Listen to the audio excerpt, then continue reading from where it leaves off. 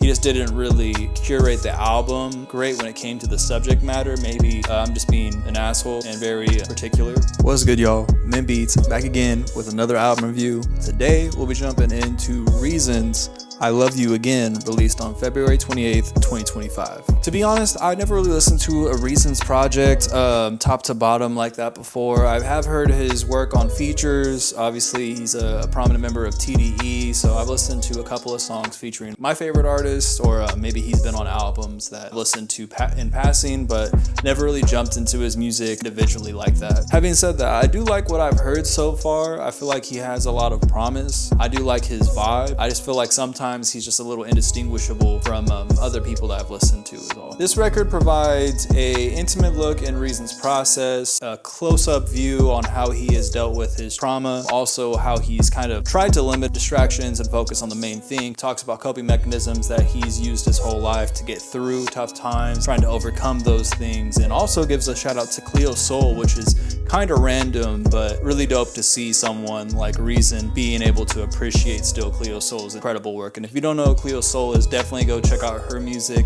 She makes really beautiful, soulful records that are timeless, so definitely recommend her. So sonically, the album does sound great. There's a lot of dynamics to the production. I feel like TDE's albums always sound really good. They have a really great pulse on where music is currently at. They always provide a really thorough experience when it comes to just the production and the beats and the selection that they choose. Having said that, there are definitely lulls in the album where I'm like, all right, this is okay. There's a lot of real estate for Reason to kind of really wrap his ass off. There are moments where he actually does that, but I feel like there's more where he leaves something to be desired. There's just some meat on the bone that I feel like if this is your project, I would love to see you kind of maximize, you know what I mean? And maybe, you know, he wasn't going for that per se, but I just feel like he left a lot of meat on the bone. So my favorite tracks on this album were My Own featuring Junie. It's a really dope way to jump into it. He really sets the table about being much more vulnerable with his work and trying to share that in his rap and his art, which is cool, and just really sets a backdrop to the theme that's going to be on the record. But ironically, I feel like it just switches up really quickly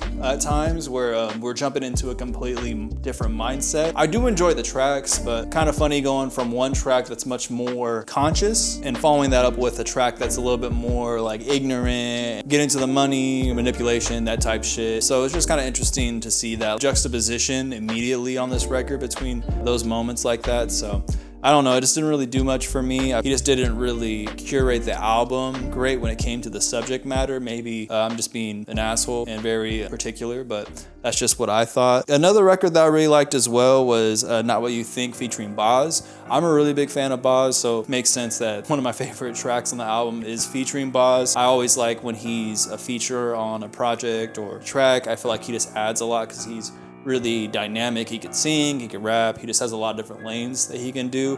And him and Reason definitely come together to make a really dope track. I guess pushes the album forward. Again, I feel like there was just moments where the album was lacking. Overall, I'm gonna give this album a 6 out of 10. There are definitely a lot of lulls throughout the whole record and leaves room to be desired, as I mentioned a little bit earlier.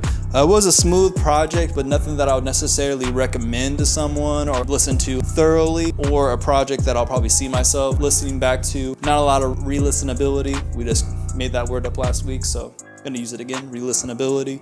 Not a lot of that on this record.